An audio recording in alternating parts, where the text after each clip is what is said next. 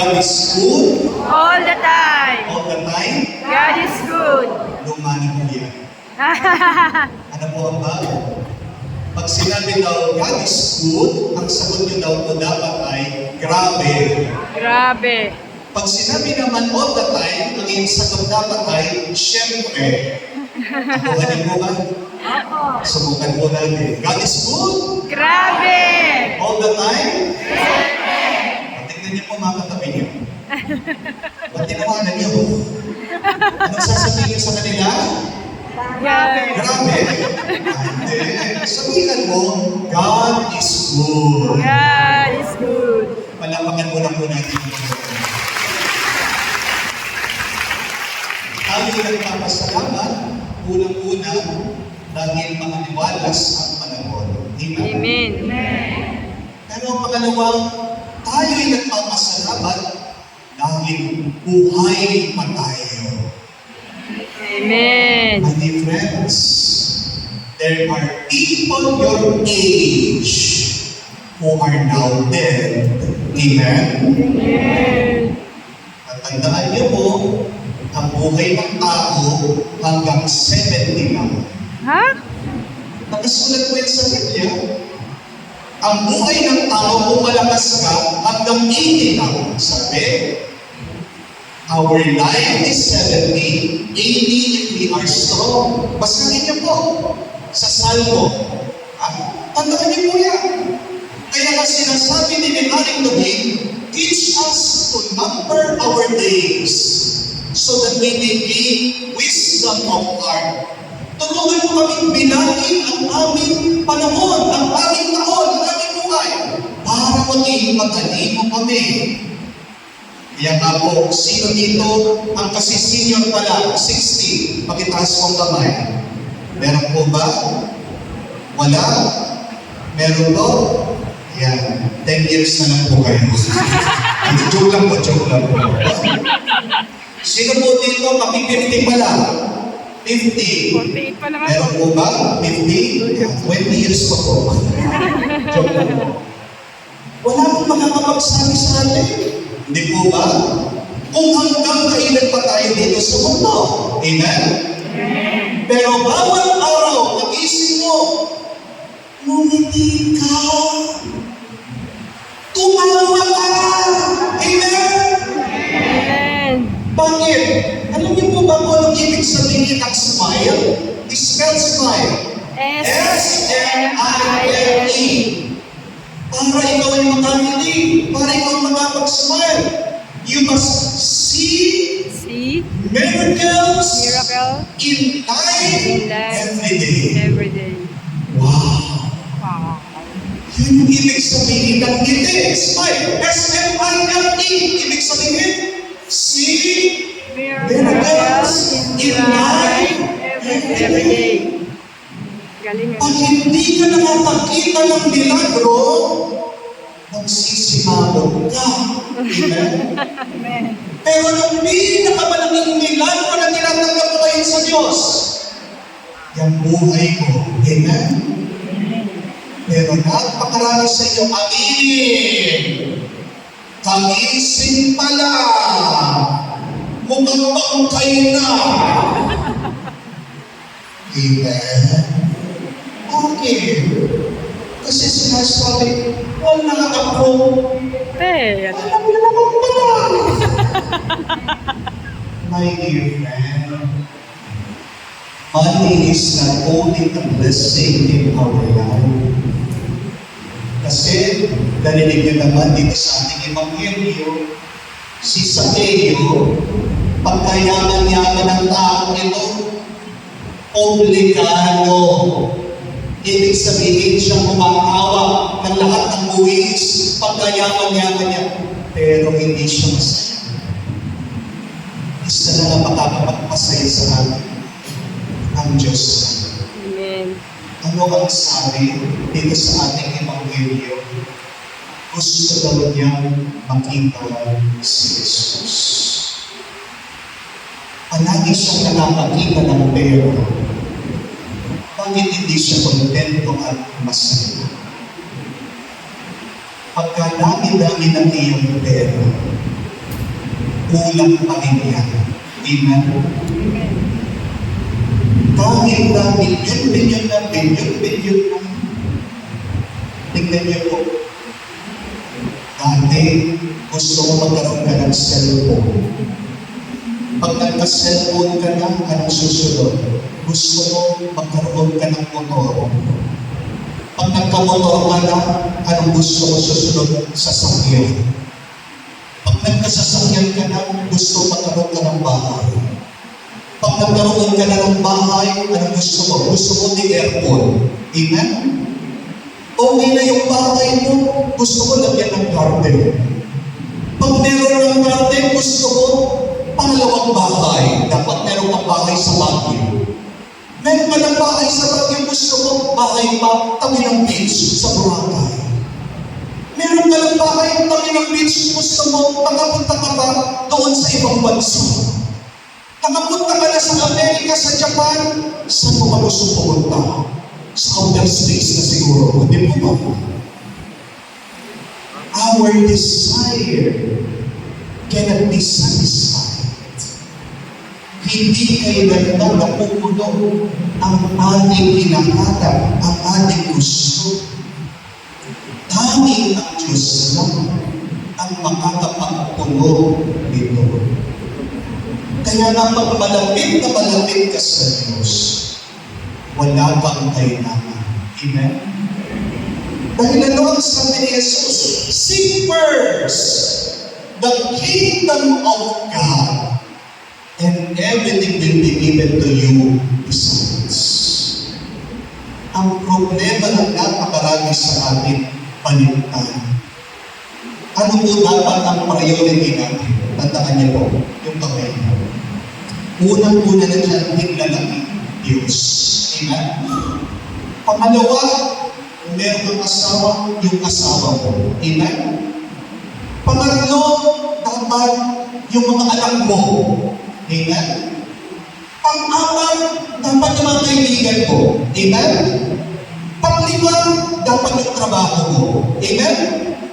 Pero tingnan niyo po anong ginagawa natin. Inuuna mo yung trabaho, pagkatapos yung kaibigan mo, pagkatapos yung mga anak mo, pagkatapos yung asawa, o di yung Diyos. Inuubos mo ang oras sa panahon mo, sa trabaho mo. Pagkatapos, magre-relax ka, pupunta ka sa mga kaibigan mo. Pero ano nangyayari? Pagdating mo sa bahay, wala ka na sa mundo. Amen. Pagdating mo sa bahay, pagkasama mo na yung misis mo, wala ka na, hindi ka nakakibig. Buisit ka. Nasa ang Diyos sa buhay mo? Kaya nga wala na kapayapaan. Kaya kapagod na pagod ka.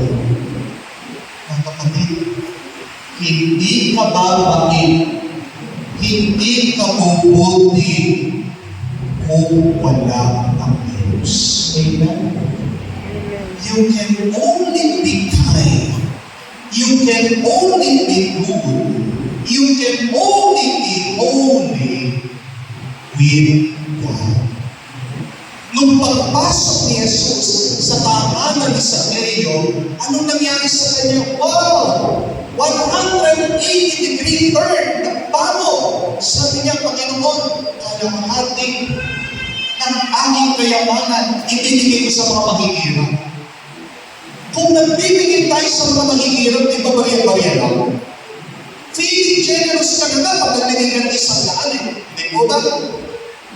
Pero yung kalahati ng kayamanan mo, binigay mo sa mga mahihirap, anong sasabihin ng ibang tao, anong sasabihin ng pamilya mo? Ano ka?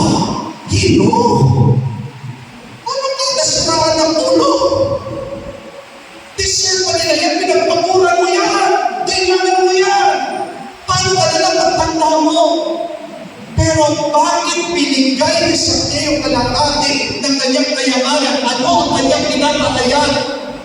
Hindi ako kapupusan. Dahil pumasok ang Panginoon sa aking kabahayan.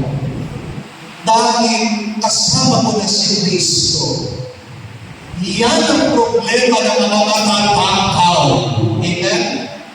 Iyan ang problema ng mga galit. Iyan ang problema ng mga makasarili. Dahil wala ang Diyos sa kanila, wala silang ibang inaasahan, pinaniniwalaan kundi ang kanilang sarili. Pero kung alam mo, naniniwala ka, nagtitiwala ka, sinusundan mo ang Diyos, God will be your provider. Amen? Amen. Most especially, if you believe that God is King, Jesus ang hari. Meron bang haring pobre? Meron bang haring mahirap? Lalong-lalo na si Kristo. Ano paniniwala natin? He's the King of the universe. Huwag ka sa talingkingan ng mga haring natin dito, ating haring si Kristo. Nasa ng pananampalataya. Bakit natatakot ka? Bakit nanangamba ka? Bakit ang damot-damot ko? Pag pinapasok mo ang Panginoon sa buhay, malaking pagbabago. Amen? Amen. Isa pong bagay na hindi nila mapaniwalaan sa akin na yung nagpagi ako. Kung alam nyo lang po nung maliit ako, terror ako ng aking mga teacher. Isa po ako sa mga pinakamalikot, pinakamaingay, pinakaspasaway na bata nung nag-aaral ako. Hindi ko makakalimutan. Nung pauwi na kami minsan pagkatapos namin pumasok, pagkatapos ko namin mag-aral, nag-school bus ko ako. Sa pamilyuhan ko, naisipan ko po, habang umaandar yung aming school bus, na lumabas ako, sumabit ko ako dun sa likod. Ganun po ako Panginoon. Hindi ko alam ng driver lang yun. Nandun po ako sa lakas. Nag-enjoy ako. Yung tatay ko po pala, nandiyan siya, driver. Nagda-drive siya sa kotse. Nakita bata, nasa likod ng school bus. Sabi niya sa sarili, walang niyang bata ito. Kanino kaya anak ito? Napaka-irresponsable naman ang magulang niya. Nangaawa ako sa magulang niya. Diyos ko po. Sabi po niya sa sarili. Nung napalapit na po siya, nakita niya, yung palang anak niya, ang sinasabihan ng video. Kaya nga po, ang magaling sa pagkamanay yung tatay ko, nilapit po niya, binabago niya yung window, no? Sabi niya sa akin, paunti-unti ako pumasok. Sabi ko sa akin, lakot ka sa akin. Pero alam niyo po, pag-uwi ko, hindi man ako pinalot ng tatay ko. Wala po akong natatandaan na insidente na pinalo ako ng tatay ko. Pero bakit yung titing batang yan nagparo? Dahil sa panalangin. Dahil araw-araw ang aking nanay, pinagtitiring ako ng kandila. Pinagdarasal ako. Nasobrahan yata. Yung pinagdarasal niyang magbago. Naging pare. Na mag-ingat kayo sa mga pinagdarasal niyo. But there is great power in praying for others. Yes, my dear friends, you can never change other people. Only God can change us. But we can help God. Yes. But we can help and guide other people. Kapatid, sa kalalagisan ito ay magpasalamat dahil ang ating Panginoon pinupuno ang ating pagkukulang. Magpasalamat din tayo sa mga napakaraming tao na hindi man natin napapansin, sila palang nagiging daan at tulong sa atin na mas mapalapit sa Diyos at mas inconditional pagpalain ng kanyang pagmamahal. Sa pagmamahal ng Diyos, sa pagmamahal ng ibang tao sa atin, tayo magpasalamat, magpuli, ngayon at magpasalamat.